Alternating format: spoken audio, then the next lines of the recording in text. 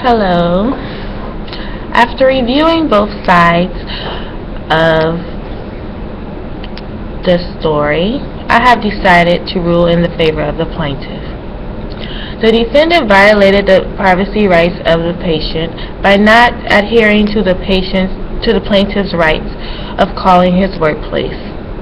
Instead, the defendant decided to contact the plaintiff at his home to get his approval, which he did not get the approval because, as the defendant stated, that the plaintiff's daughter answered the phone and she told the plaintiff's daughter that she really needed to get the authorization of the plaintiff.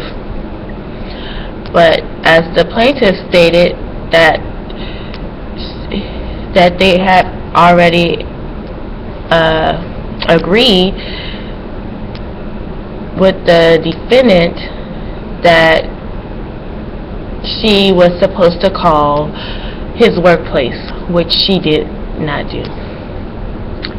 The defendant did not get authorization from the plaintiff to conduct research on his behalf, and that his privacy was violated. The plaintiff, as the defendant stated, that the plaintiff was contacted by the researchers to get the authorization of the plaintiff. But without the authorization of the plaintiff, how was the defendant able to release the information under the common rule if there was no authorization? Therefore, the plaintiff's privacy was violated. The U.S. Department of Health and Human Services states that the privacy rule is to protect the privacy of your health information. It says who can look at and receive your health information. It also gives you specific rights over that information. In addition to the Patient Safety Act and rule, it has established a voluntary reporting system to enhance the data available to assess and resolve the patient safety and healthcare quality issues and provides confidentiality protections for patient safety and concerns.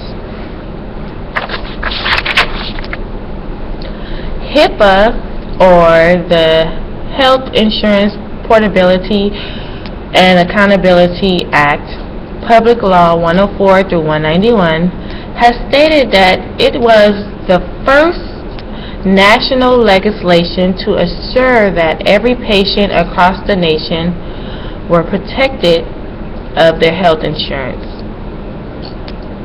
information. The privacy portion of the new law has its limits to those who may have access to a patient's health information and how it may be used.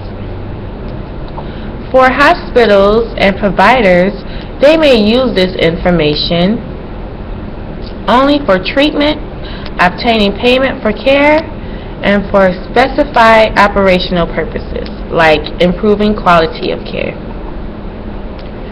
If they may need the patient's information, they must inform patients in writing and let them know how their data will be used, establish systems to track disclosure, and allow patients to review, obtain copies, and amend their own health information.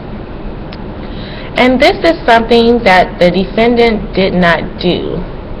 She took it upon herself to release the plaintiff's information without the proper authorization. And that is because she assumed that she could do that under the common rule. In that, the defendant violated the plaintiff's privacy. Therefore, I rule in favor of the plaintiff. Thank you.